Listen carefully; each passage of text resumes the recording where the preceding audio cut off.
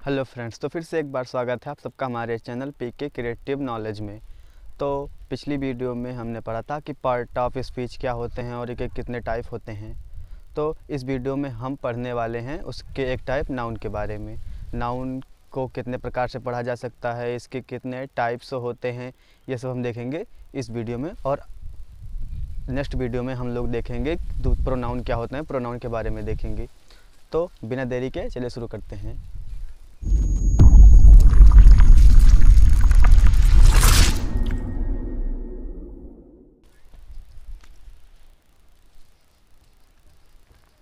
तो what is noun. तो हम सबसे पहले इसकी डेफिनेशन देख लेते हैं।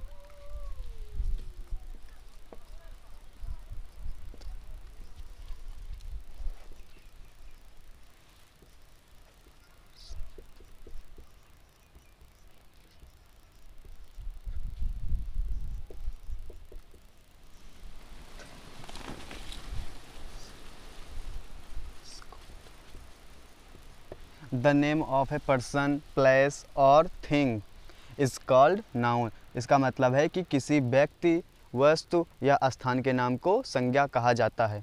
और संज्ञा को हम मेनली सबसे पहले दो पार्ट में डिवाइड करते हैं। नंबर एक होता है काउंटेबल और नंबर दो होता है अनकाउंटेबल। और नंबर दो होता है अनकाउंटेबल।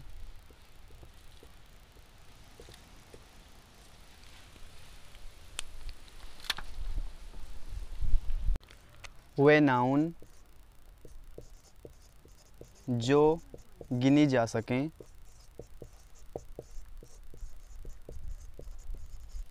वे काउंटेबल के अंतर्गत आती हैं। जैसे कि हम बॉय गिन सकते हैं और एनिमल गिन सकते हैं, या फिर सन एक ही है नंबर में, इसको भी गिन सकते हैं। मून एंड प्लैनेट्स, ये सब हम गिन सकते हैं। और अनकाउंटेबल किसे कहते हैं? जो गिनी ना जा सकें।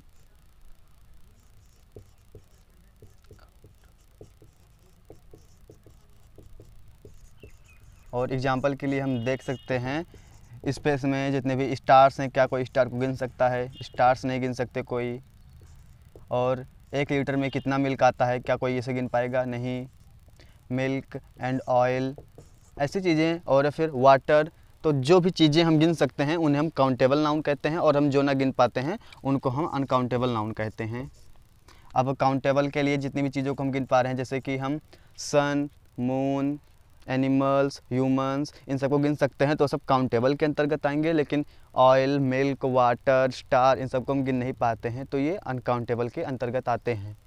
और फिर अगली पार्ट में अनकाउंटेबल को भी दो भागों में बांटा गया है, एक सिंगुलर और एक प्लूरल।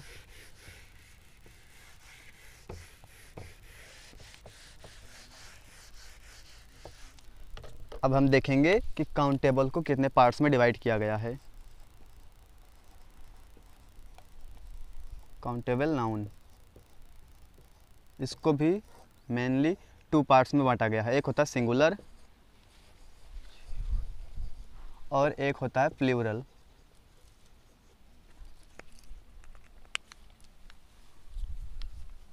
अब सिंगुलर किसे कहते हैं? कि ऐसी कोई वस्तु हो या फिर व्यक्ति या फिर कोई स्थान, तो वैसे भी एक होता है। तो ऐसी भी वस्तुएं जो नंबर में केवल और केवल एक होती हैं उन्हें हम सिंगुलर कहते हैं। जैसे कि बॉय, चेयर, टेबल, ये सभी सिंगुलर में आ जाती हैं। और प्लूरल किसे कहते हैं? कि वे सभी वस्तुएं जो नंबर में एक से अधिक हों, 2, 4, 6, इन्फिनाइट कुछ भी हो सकती हैं। अब जैसे कि हम बॉयज़ कर सकते हैं, चेयर्स, एनिमल्स। तो ये तो हो गया उनके गिनने और ना गिनने के आधार पर काउंटेबल और अनकाउंटेबल, और उनकी संख्या के आधार पर सिंगुलर और प्लूरल। अब हम चलते हैं नाउन के पार्ट्स के ऊपर।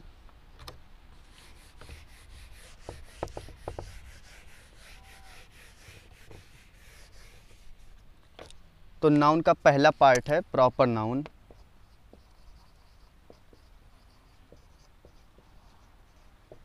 इसको हम लोग हिंदी में कहते हैं व्यक्तिवाचक संज्ञा।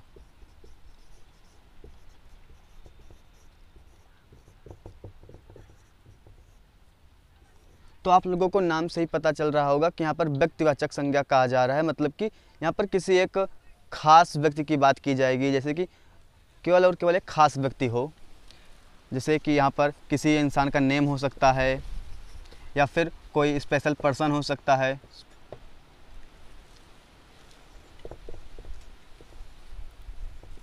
इन सब के लिए जैसे कि राम, मोहन, ये जितने भी नाम आते हैं वो सभी प्रॉपर नाउन के अंतर्गत आते हैं। और जैसे कि कोई अब विशेष स्थान भी हो सकता है, जैसे कि लखनऊ, कानपुर या फिर आगरा। मतलब कि जो एक विशेष चीज़ के लिए बात की जाती है, जो किसी विशेष चीज़ के लिए बात की जाएगी, वहाँ पर व्यक्तिवाचक संज्ञा यानी कि प्रॉपर नाउन होगा। फिर दूसरा टाइप होता है कॉमन नाउन। इसको हम लोग हिंदी में कहते हैं जातिवाचक संज्ञा। जातिवाचक संज्ञा। अब जातिवाचक संज्ञा किसे कहते हैं कि ऐसे शब्द जिनसे कि उस जाति के सभी प्राणियों का बोध हो जाता है, उसे हम जातिवाचक संज्ञा कहते हैं। अब जैसे कि अगर हम बॉय लिख दें तो जितने भी बॉय हैं, अब ऐसे सभी बॉयज़ के बारे में हमको जानकारी मिल रही है। अब जैसे कि अगर हम सीप लिख दें तो सीप का मतलब भेड़, तो अब भेड़, जितने भी भेड़ होंगी सबके बारे में यहाँ पर जानकारी मिल जाती है। तो ऐसे शब्द जिनसे कि उस वर्ग की जाति का पूरा पूरा ज्ञान हो जाता है, वहाँ पर कॉमन नाउन जातिवाचक संज्ञा होता है। जैसे टीचर हो गया। अब यहाँ पर वर्ल्ड में जितने भी टीचर हैं उन सब के बारे में यहाँ पर बातें की जा रही हैं। अब हम तीसरा पार्ट देखेंगे नाउन का, जिससे कहते हैं हम कलेक्टिव नाउन। कलेक्टिव नाउन को हिंदी में कहा जाता है समूहवाचक संज्ञा।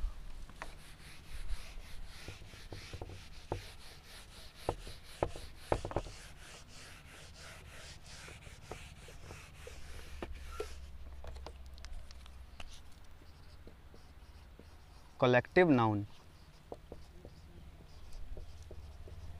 इसको हिंदी में कहते हैं समूहवाचक संज्ञा।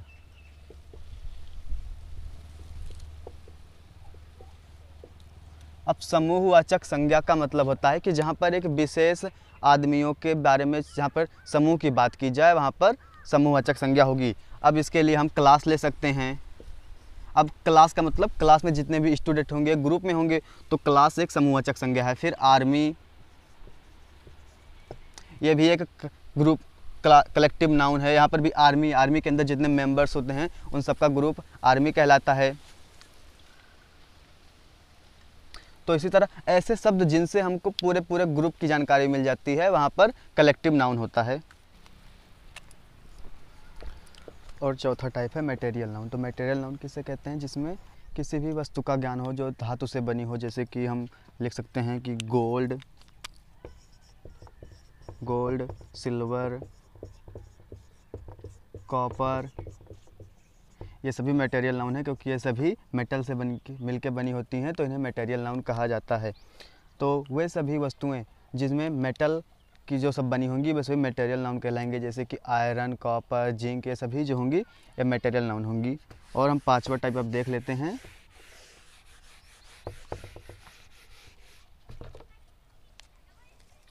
पांचवा टाइप होता है एब्स्ट्रैक्ट नाउन।